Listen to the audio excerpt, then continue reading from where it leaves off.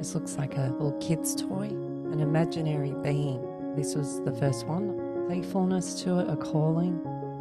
Didn't know what it was. And then this began the process. These treasure maps or intel or light codes. So this one it's got a footing. It's needing a touchdown. Started to realize that these are actually really starting to talk to me. What is it that their message that they're trying to get across? But when you go around the edge of the perimeter, you see the new ways trying to come out of the matrix. It has a sharp point to it.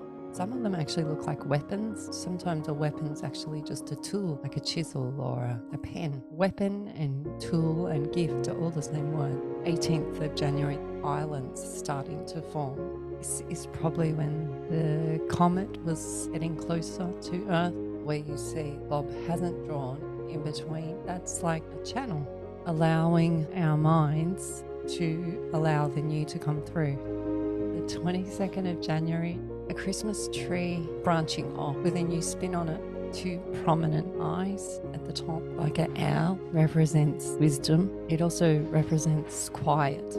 This time, January 2023, was a time to be quiet, take in all the new energy coming through from the comet. A lot of people get rattled with owl type energy because an owl can spin its head round, always has a good view. It flies silently. It doesn't need to make a lot of noise. Anecdote about an owl.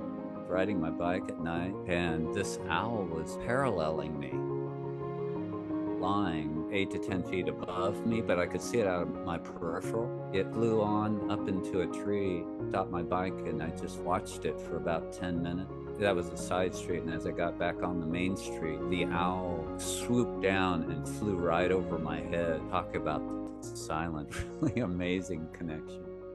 We would always check on injured animals on the side of the road. We kept coming across all these birds, these owls in particular. And we found out they're not dead. They're anting, lie on the ground as flat as possible and encourage the ants to come on them and eat all the parasites and bugs. So now you have an ant, which is a completely different species to an owl, working together.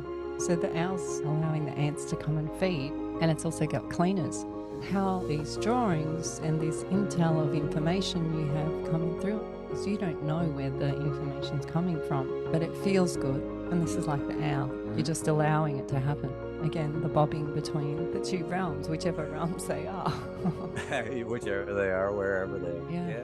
I love that.